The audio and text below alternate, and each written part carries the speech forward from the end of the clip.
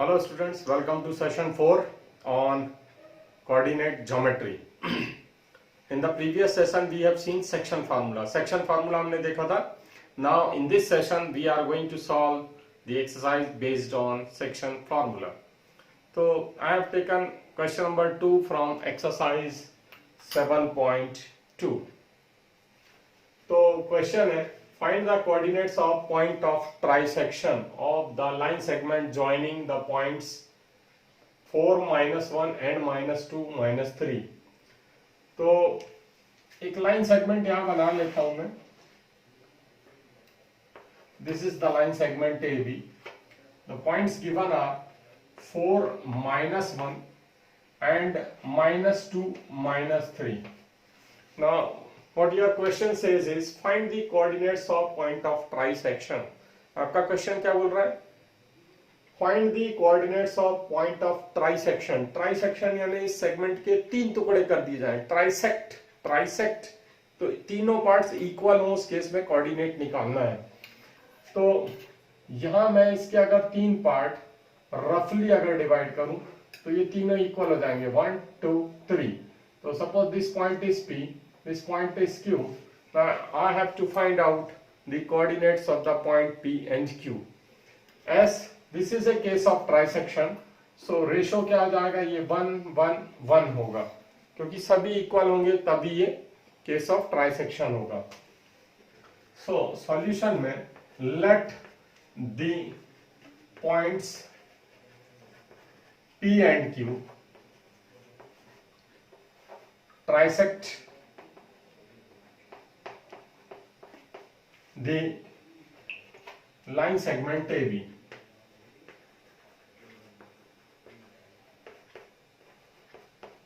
तो point P और Q अगर इसको ट्राइसेक्ट कर रहे हैं तो क्या होगा? AP ratio PQ ratio QB, ये क्या होगा? All will be same, equal, 1:1:1. ये इस तरह से होगा. तीनों रेशोज जो है इक्वल होंगे. Now, to find out the coordinates of point P and Q, firstly we will find out the coordinate of one of the point. Let us consider finding the coordinate of point P. तो इसमें से कोई एक ही एक बार में निकाल पाएंगे हम. तो पहले P का कोऑर्डिनेट अगर मैं निकालता हूं तो suppose this is XY. Let the coordinate of P is XY. Point P, अभी पॉइंट P को देखते हैं, Q को थोड़ी देर के लिए छोड़ देते हैं. तो point P divides the line segment AB in the ratio. तो अब क्या रेशियो होगा? पॉइंट P की बात जब हम करते हैं तो पॉइंट P यहां पर है तो ये रेशियो है 1, और पॉइंट P से ये पूरा, तो यहां आप देख रहे होंगे ये दो पार्ट्स हैं. एक पार्ट ये है, ये दो पार्ट है, तो 1:2 हो गया. तो in the ratio 1:2 that is AP upon PB is equal to 1:2. तो ये आपकी वैल्यू आ गई AP अपॉन PB, यानी ये आ गया M1 अपॉन M2. इसी को आप रेशो लेते हैं तो ये हो गया आपका M1 और उधर वाली वैल्यू हो गई M2. Now using section formula,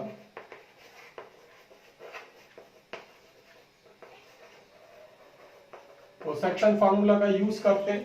तो सेक्शन फॉर्मूला आपको याद होगा, अभी हमने किया है पिछले ही सेशन में, बहुत आसान भी है. पहले मैं एक बार फॉर्मूला लिखता हूं, उसको ध्यान से देख लीजिए, आप बिल्कुल नहीं भूलेंगे. तो ये वाला जो कोऑर्डिनेट होगा x, ये किसके इक्वल होगा? तो mx इस टाइप से कुछ आता था, तो आपको ऐसे ध्यान रखना है mx plus mx upon m plus n. बहुत आसान है. अब 1, 2, 2, 1 कर दीजिए, यहाँ 1 यहाँ 2, तो m1x2 हो गया. आप पलट दीजिए तो 2, 1 और यहाँ पर 1 यहाँ 2. तो देखिए फार्मूला हो गया x के लिए, x कोऑर्डिनेट के लिए m1x2 plus m2x1 upon m1 plus m2. और इसी तरह से y के लिए क्या हो जाएगा? y के लिए हो जाएगा my plus my upon m1 plus m2। तो यहाँ पर 1 2 2 1 लिख दीजिए, ये फॉर्मूला तैयार हो गया। अभी वैल्यूज डाल दीजिए, तो वैल्यूज डाल देते हैं। तो x इज इक्वल टू क्या हो जाएगा, तो x इज इक्वल टू यहाँ 1 है, और ये वाला रेशो 1 है, और ये वाला क्या है 2 है। तो या तो आप फॉर्मूला देख के लिखिए, this is m1, this is m2। ये क्या है 1 क्या है, this is m1 is equal to 1, और ये 2 क्या है m2। तो मैंने बताया था आपको m1 x2 plus m2 x1। तो डायरेक्ट अगर पिक्चर यूज करें या फिर फॉर्मूले को देखते हुए वैल्यू रख दे, तो पिक्चर अगर यूज करूंगा मैं तो m1 x2 यानी 1 into minus 2 plus of m2 x1 यानी 2 into 4 whole divided by sum of m1 m2। तो कितना हो जाएगा 1 प्लस 2। तो आसान है, आप इसको चेक कर लीजिए। देखिए वैल्यूज जो है m1 m2 x2 x1 यही रखी हुई है, वहां भी वही किया हमने। तो हम डायरेक्ट क्रॉस करके सीधे रख दें, तब भी एक ही बात है। या तो फॉर्मूले में आप एक एक वैल्यू देख के रखिए या फिर वहां से रखिए। तो ये कितना हो गया, x इज इक्वल टू हो गया -2 प्लस ऑफ 4 2 जा 8 upon 3। This will be equal to 8 minus 2 6 upon 3 equal to 2। तो x की वैल्यू हमारी 2 आ गई। अभी नेक्स्ट जो है y के लिए ना, फॉर y कोऑर्डिनेट जो है ये वाला y कोऑर्डिनेट, इसके लिए सॉल्व कर लेते हैं। तो यहां भी इसमें वैल्यू रख दीजिए या फिर क्रॉस मल्टीप्लाई कीजिए, जैसे मैंने भी क्रॉस किया था। तो 1 के लिए क्या होगा m1 y2, यहां से उस वाला रेशो को और यहां से इस वाले रेशो को, तो ये रेशो और अपोजिट साइड में जो कोऑर्डिनेट है, तो 1 इंटू -3 प्लस ऑफ y कोऑर्डिनेट लेना है, ध्यान रखना है। और यहां पर 2 इंटू -1 2 इंटू -1 होल डिवाइडेड बाय क्या होगा m1 प्लस m2 यानी 1 प्लस 2। तो ये कितना हो गया -3 और -2 होल डिवाइडेड बाय 3, कितना आया -5/3। तो ये हमारे x और y आ गए। अब मेरा क्या काम है, अब मुझे निकालना है Q वाला पॉइंट निकालना है। तो Q पॉइंट अब मैं कैसे निकालूंगा, तो पहले कोऑर्डिनेट्स ऑफ पॉइंट P लिख देता हूं। So coordinates of P are क्या है, x इज इक्वल टू 2 है and y is equal to -5/3। तो यानी ये वाला पॉइंट आ गया मेरा P पॉइंट। अब केवल इतना पार्ट लेके B लेके सॉल्व कर दूंगा तो Q पॉइंट आ जाएगा। अभी Q पॉइंट क्या कर रहा है, इसको 1:1 में डिवाइड कर रहा है। तो आप समझ गए होंगे, तो बहुत आसान है। अब तो इसको आगे मैं सॉल्व कर देता हूं। तो इसके लिए मुझे क्या करना होगा, केवल इतना फिगर लेना होगा। यहां पर ये वाला जो फिगर है, this is B point, this is P point, और यहां पर जो है सेंटर में Q पॉइंट है। तो अब मेरी ये जो वैल्यू आ रही है, ये वाला और ये वाली जो वैल्यू आई, ये क्या होगी 1:1 होगी। P पॉइंट क्या है, P पॉइंट अभी हमने निकाला है। P पॉइंट के कोऑर्डिनेट है 2 एंड -5/3, और B पॉइंट क्या है, वो तो सेम वही रहेगा जो पहले -2 -3। तो हम लिखेंगे now Q is the mid point of PB। तो Q क्या है, PB का मिड पॉइंट है। तो अब इसका कोऑर्डिनेट x y ले लेते हैं। Hence using the mid point formula, तो मिड पॉइंट फार्मूला लगा देते हैं। तो मिड पॉइंट फार्मूला लगा देंगे तो मैं यहां डायरेक्ट लगा सकता हूं। x के लिए क्या हो जाएगा, x के लिए हो जाएगा x1 प्लस x2 अपॉन 2 यानी 2 प्लस ऑफ -2 अपॉन 1 प्लस 1 2। तो सेक्शन फार्मूला याद होगा x1 प्लस x2 अपॉन 2। और इसी तरह से y के लिए क्या हो जाएगा, y इज इक्वल टू हो जाएगा y1 प्लस y2 अपॉन 2। तो y1 कितना है -5/3 प्लस y2 कितना है -3 अपॉन 2 कर दीजिए। तो अभी इसको सॉल्व कर देते हैं। तो ये x की वैल्यू क्या हो गई 0/2 और y की वैल्यू थोड़ा सा हमको सिंप्लीफाई करना पड़ेगा y के लिए। तो y के लिए ये भी नेगेटिव है, ये भी नेगेटिव है। पहले ऊपर एलसीएम होगा, तो ऊपर एलसीएम होगा -5 प्लस ऑफ, डायरेक्ट अगर मैं माइनस बाहर निकाल दूं तो ऐसा हो जाएगा -5 प्लस ऑफ 3 इंटू 3/3 होल डिवाइडेड बाई 2। ये एलसीएम हो गया न्यूमरेटर का, क्योंकि यहाँ 1 है तो इसमें कोई चेंज नहीं आएगा इस न्यूमरेटर में। इधर 3 है तो यहाँ 9 हो जाएगा। तो फाइनली क्या मिला मुझे, दोनों नेगेटिव है तो आंसर नेगेटिव आएगा, इसलिए बाहर माइनस ले लिया और बीच में प्लस का साइन आ जाएगा। तो माइनस ऑफ ये कितना हुआ 3 3 जा 9 प्लस 5 तो 14/3 होल डिवाइडेड बाय 2। तो ये कितना हो जाएगा फाइनली, तो ये जाएगा -14/2 into 3। This 3 will go in the denominator, तो ये हो जाएगा 2 1 जा 2 एंड 2 7 जा 14। तो माइनस ऑफ 7/3। तो कोऑर्डिनेट्स आ गए मेरे। तो मेरे क्या कोऑर्डिनेट्स आ गए, तो यहां लिख देता हूं therefore coordinates of Q R, क्या है कोऑर्डिनेट्स। तो यहां पर तो ये 0/2 मीन्स 0 ही है, तो यहां 0 हो जाएगा और -7/3। तो ये कोऑर्डिनेट हो गया किसका, Q का कोऑर्डिनेट हो गया। तो इस तरह से देखिए कैसे आसानी से क्वेश्चन सॉल्व हो जाता है सेक्शन फार्मूला का यूज करते हुए। तो यहाँ हमने नेक्स्ट क्वेश्चन लिया, देखिए क्वेश्चन नंबर 4 है, find the ratio in which the line segment joining -3 10 and 6 -8 is divided by -1 6। तो एक एक क्वेश्चन हम हर तरह के ले लेंगे। अभी हमने कोऑर्डिनेट निकाला था किसका, बीच वाले पॉइंट का, जब रेशियो दिया हुआ था। अब रेशियो नहीं दिया है, रेशियो निकालना है। बीच वाला जो पॉइंट है इनके बीच में उसका कोऑर्डिनेट दिया हुआ है। तो there is a line segment with end points है -3 10 and the next point is B 6 -8। ये पॉइंट्स हमें दिए हुए हैं। तो find the ratio in which the line segment joining this and this is divided by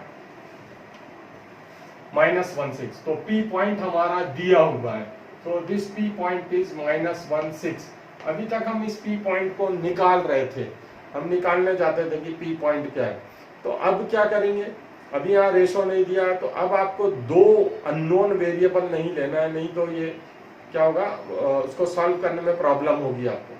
तो दो अननोन वेरिएबल नहीं लेने के लिए क्या बताया गया था आपको कि रेशो क्या लेना है जब रेशो निकालना है। तो रेशो लेना है आपको K/1। ये ध्यान रखिएगा, आपको K/1 लेना है। जब भी इस तरह की कंडीशन आ जाती है आपको K/1 ही लेना है अननोन रेशो के केस में। So let the point P -1 6 divides the line segment AB in the ratio K/1। तो K/1 का मतलब ये हुआ कि ये M1 है आपका, ये M2 है, याद रखिएगा।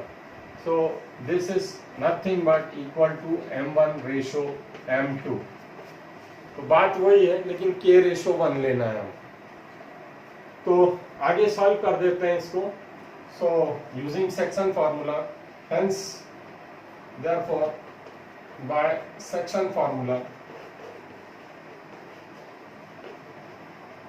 तो सेक्शन फार्मूला यूज कर लेते हैं। ये ध्यान रखना है आपको, ये x1 y1 है, वो x2 y2 है।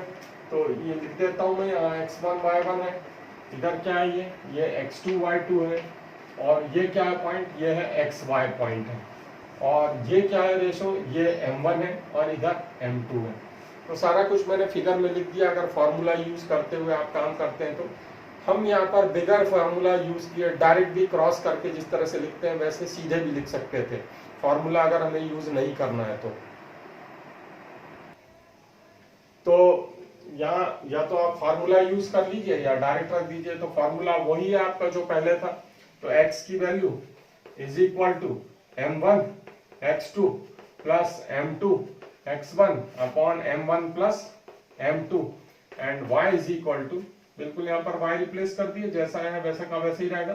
तो m1 y2 plus m2 y1 upon m1 plus m2, ये दोनों फार्मूलेज हो गए। अभी इसमें वैल्यूज रख देते हैं। तो वैल्यूज आपके पास सारी कुछ दी हुई है, रख दीजिए। तो देखिए x कितना है, -1 है, ये वाला point. This is equal to m1 x2, तो m1 आपका k है, x2 इधर होगा, इसके बगल वाला ये है, अपोजिट वाला कोऑर्डिनेट लेना है, x का लेना है। तो k इंटू 6, यह हो जाएगा 6k। फिर क्या है, प्लस ऑफ, नेक्स्ट क्या होगा, 1 के साथ क्या होगा, -3 आएगा, 1 इंटू -3 अपॉन क्या होगा, अपॉन m1 प्लस m2 यानी k प्लस 1। इसको एक बार अच्छे से देख लीजिए क्या किया हमने। यहाँ पर ये -1 x की जगह पर, क्योंकि x y यही होता था हमारा। और उसके बाद क्या है, m1 x2, m1 कितना है k, तो k into 6k plus of 1 के साथ क्या होगा, -3 होगा। तो ये आ गया हमारा। देखिए इसको सॉल्व कर देते हैं। तो इसको सॉल्व करेंगे तो आप k प्लस 1 को ट्रांसपोज कर दीजिए लेफ्ट में, यहाँ -1 है, इंटू k प्लस 1 हो जाएगा, इज इक्वल टू क्या होगा, 6k -3। ये -1 से मल्टीप्लाई होने के कारण दोनों नेगेटिव हो जाएंगे, तो -k -1 is equal to 6k -3। अभी क्या करिए, k को उस तरफ ले जाइए, 3 को इस तरफ ले आइए। तो 3 जब लेफ्ट में आएगा तो हो जाएगा 3 - 1 इज इक्वल टू, यहाँ 6k है और यहाँ पर प्लस k हो जाएगा। तो मैंने अभी एक पार्ट सॉल्व किया है केवल, अभी दूसरे पार्ट को नहीं लिया है। तो पहले इस पार्ट को देख लेते हैं। तो ये क्या होगा, 3 - 1 यानी 2 हो गया, और इधर क्या होगा, 6k प्लस के 7k हो गया। तो this implies 2/7 is equal to k। तो ये मेरा रेशो आ गया। रेशो क्या था हमारा, k ratio 1, 2/7 is equal to k/1। मैंने बताया था आपको कि यही हमारा m1 m2 है। तो इसी को मैं कैसे लिख सकता हूँ, इज इक्वल टू m1/m2। तो बात वही है, वो रेशो को ही डिनोट करता है, ये याद रखिएगा। अपॉन 1 है, इसलिए इसको इजीली सॉल्व हम कर पाते हैं। m1 m2 दो अननोन वेरिएबल हो जाएंगे। तो आप करके देखिएगा, आपको थोड़ा सा उसमें जो है कॉम्प्लिकेशंस दिखने लगेंगे। तो यहां पर अगर मैं सेकेंड वाला रेशो जो है, इसकी हेल्प से अगर सॉल्व करूंगा तो क्या रेशो चेंज होगा, क्या नहीं होगा, यहां भी रेशो सेम ही आएगा, ये याद रखिएगा। तो यहाँ पर देख लेते हैं थोड़ा सा शॉर्टकट में फटाफट एक क्वेश्चन, बाद में फिर भले ही हम ना निकालें, एक पार्ट से भी हम रेशो निकाल सकते हैं, हमारा काम हो चुका है। लेकिन देख लें एक बार। तो यहाँ y की वैल्यू क्या है, 6 है, this is equal to m1, अब क्या होगा, y2 यानी क्या लेना है, y का कोऑर्डिनेट। तो यहाँ है k, यहाँ है -8, तो ये हो जाएगा -8k प्लस ऑफ, अभी क्या लेंगे, यहाँ पर m2 और फिर y का कोऑर्डिनेट। तो 1 into 10 is 10 whole divided by k plus 1। नीचे k प्लस 1 ही होगा, sum of the ratios transpose करिए। तो यहाँ k प्लस 1 है, 6 से जब मल्टीप्लाई होगा तो क्या होगा, 6k plus 6 is equal to -8k plus 10। इसको सिंप्लीफाई करते हैं हम। तो सिंप्लीफाई करने के लिए इस तरफ जब इसको सॉल्व करेंगे, देखिए ये 6k है प्लस 8k हो जाएगा इधर आके, तो कितना हो जाएगा, 6 plus 8 14k is equal to, यहाँ 10 है, 6 को इधर लाएंगे तो क्या हो जाएगा, -6।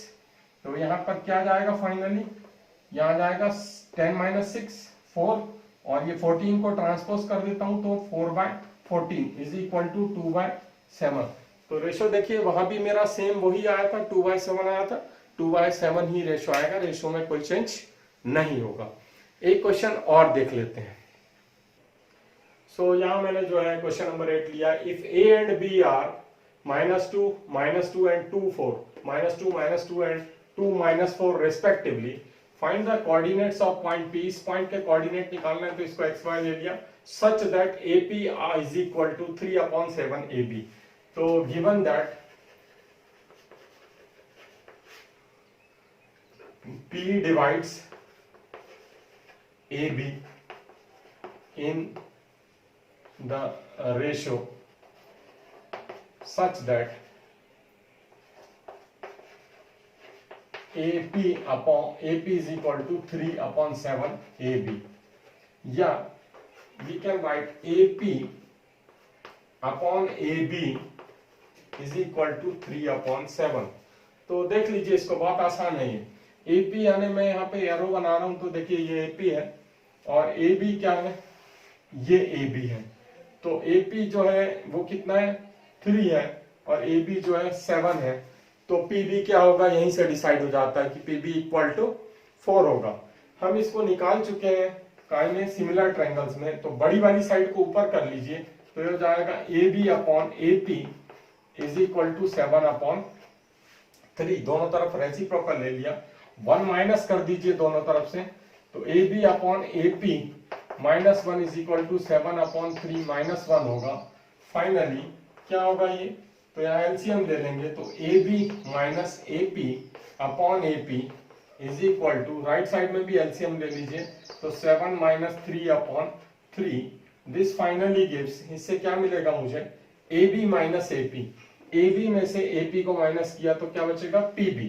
तो यहाँ लिख दूंगा मैं PB upon AP is equal to 4/3, या this further implies AP upon PB is equal to 3/4। तो ये मैंने पहले भी बताया था आपको कि ये 3 है तो ये 4 होगा। तो ये बहुत आसानी से हम पिक्चर से ही देख पा रहे थे। अब इसको सॉल्व करना जो है वो बहुत आसान हो गया है। हम आसानी से जो है आप जो पहले मेथड यूज किए थे उसकी हेल्प से इसको सॉल्व कर सकते हैं। तो मैं इसको यहीं पर छोड़ भी सकता हूं। ये जो है आपका M1 M2 हो गया।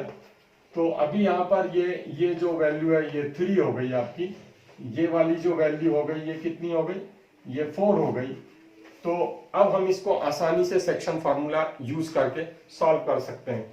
तो मैं डायरेक्ट लिख रहा हूं, so the coordinates of P R। तो देखिए कैसे लिख रहा हूं, कोऑर्डिनेट्स ऑफ P, तो मैं x की जगह पर सीधे x का फार्मूला लिखूंगा। तो क्या है formula, 3 into 2 plus of M1 x2 plus M2 x1, 4 into minus 2, 4 into minus 2 whole divided by 3 plus 4, comma next क्या हो जाएगा, 3 इंटू M1 y2। अब y कोऑर्डिनेट लिख रहा हूं, कॉमा लगा है तो y कोऑर्डिनेट होगा 3 into minus 4, 3 into minus 4 plus of 4 into 2 whole divided by 3 plus 4। तो ऐसे लिख के भी हम सॉल्व कर सकते हैं। ये भी कुछ नहीं, एक तरीका ही है सेक्शन फॉर्मूले को लिखने का। तो यहाँ क्या आ जाएगा, दिस इंप्लाइज कोऑर्डिनेट क्या जाएगा, ये जाएगा 6 minus 8 whole divided by 7 and this will be minus 12 plus 8 upon 7। This finally gives, क्या हो जाएगा, 6 माइनस 8 यानी minus 2/7 and this will be minus 4/7। तो ये मेरा आंसर आ गया। तो ये मेरा जो आंसर आ गया, इसमें थोड़ा सा जो है आंसर में एक प्रॉब्लम हो रही है, यहाँ पर जो है वैल्यू गड़बड़ हो रही है। देखिए कोऑर्डिनेट लिखते समय हमारा यहाँ एक माइनस छूट गया था, बाकी मेथड यही सही है, इसमें कहीं कोई प्रॉब्लम नहीं है।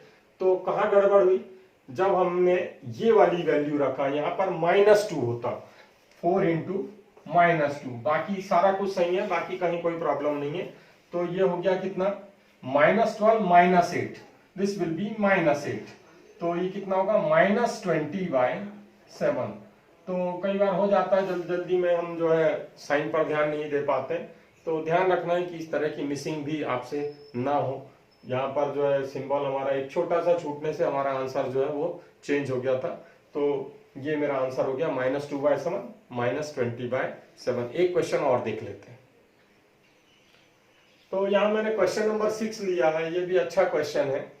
तो इसमें if 1 2 4y x 6 3 5 are the vertices of parallelogram taken in order, find x y। Picture नहीं दिया हुआ है लेकिन मैंने बना लिया है यहाँ पर। तो आपको ये एक साइक्लिक ऑर्डर में लेना है, याद रखिएगा, साइक्लिक ऑर्डर में, यानी ए के बाद बी, बी के बाद सी, सी के बाद डी। ऐसा नहीं होना चाहिए कि आपने यहाँ ए ले लिया, इधर बी ले लिया और इस तरफ चले गए सी लेने। एक सर्कल में चलना है ए बी सी डी को लेके, क्योंकि यहाँ पर टेकन इन ऑर्डर बोल रहा है। अब फाइंड एक्स वाई बोल रहा है, तो एक्स और वाई मुझे निकालना है। अब इस क्वेश्चन को मैं कैसे करूंगा, तो इस क्वेश्चन के लिए आपको यहाँ पैरेललोग्राम की प्रॉपर्टीज पता होना चाहिए। क्वेश्चन हम सेक्शन फार्मूला का कर रहे हैं, तो ये तो अंडरस्टूड है कि अब जो है इसमें सेक्शन फार्मूला यूज होना है। तो यहाँ मैंने डायगोनल्स बनाए, देखिए तो प्रॉपर्टी क्या होती है डायगोनल्स की। तो डायगोनल्स की प्रॉपर्टी आपको पता होना चाहिए कि डायगोनल्स बाइसेक्ट ईच अदर, तो यानी ये दोनों जो है इक्वल होंगे, AO इक्वल टू OC होगा और BO इक्वल टू D होगा, यानी डायगोनल्स क्या हो रहे हैं, बाइसेक्ट कर रहे हैं ईच अदर।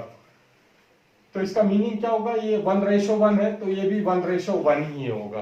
तो इसका मीनिंग क्या होगा कि O जो है मिड पॉइंट होगा। Now this point is unique. Unique है, इसका क्या मतलब हुआ कि आप चाहे इधर से निकालिए BD डायगोनल से, चाहे AC डायगोनल से निकालिए, O की वैल्यू क्या होगी, वो चेंज नहीं हो सकती। तो यहां मैं लिख रहा हूं वही चीज, we know that diagonals of parallelogram bisect each other, therefore AO is equal to OC and BO is equal to OD. This implies O is the midpoint of AC as well as BD। तो O जो है mid point हुआ। तो अगर ये mid point हुआ तो इसका मीनिंग है चाहे हम इस तरफ से निकालें चाहे उस तरफ से निकालें, O पॉइंट का कोऑर्डिनेट तो सेम आना चाहिए। तो फॉर डायगोनल AC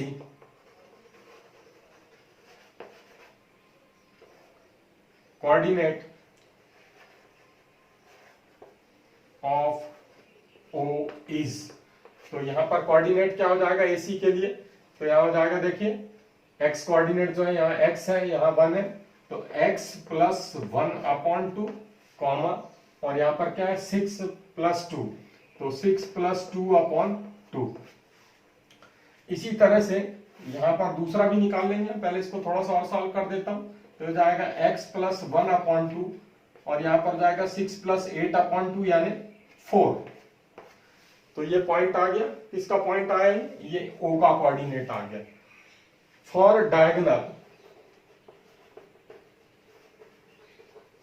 दूसरा डायगोनल जो है BD, the coordinate of O is, तो यहां पर कोऑर्डिनेट O का क्या हो जाएगा डायगोनल BD के लिए, तो यहां पर देख लेते हैं x कोऑर्डिनेट यहाँ क्या है 4 है, यहाँ क्या है 3 है, तो 4 + 3/2 मिड पॉइंट है, मिड पॉइंट का फॉर्मूला x1 + x2/2। इसी तरह से y1 + y2/2, तो y + 5/2 ये कोऑर्डिनेट हो गया। या फाइनली O का कोऑर्डिनेट क्या होगा 7/2 कॉमा y + 5/2, ये भी O का कोऑर्डिनेट है, ये भी O का कोऑर्डिनेट है। मैंने अभी बोला था कि कोऑर्डिनेट यूनिक होगा, तो ये अलग अलग तो हो नहीं सकते, तो इसलिए हम क्या करेंगे इनको इक्वल कर देंगे। तो यहां लिखेंगे hence x + 1/2 is equal to क्या होगा 7/2 और y + 5/2 इज इक्वल टू क्या होगा 4 होगा। तो यहां से x और y आपके निकल आएंगे। तो देखिए क्या आया x और y, तो यहां पर जो है x और y क्या निकलेंगे, तो यहां मैं सॉल्व कर रहा हूं, ये 2 डिनोमिनेटर से डिनोमिनेटर कैंसिल हो जाएगा, तो x + 1 = 7 यानी x = 6 और यहाँ पर क्या हो जाएगा y + 5 = ये 2 इधर जाएगा, तो y + 5 = 2 4 = 8 -5, तो y = क्या होगा 3। तो ये डायगोनल्स के कोऑर्डिनेट्स आ गए। तो यहाँ हमने कुछ क्वेश्चंस करके जो है सेक्शन फार्मूला की प्रैक्टिस कर ली। अब बचे हुए क्वेश्चंस जो आप करके देखें और अगर नहीं बनते तो उसको डिस्कस जरूर कीजिएगा। Okay, so we will meet soon with the next video on next topic. Till then bye.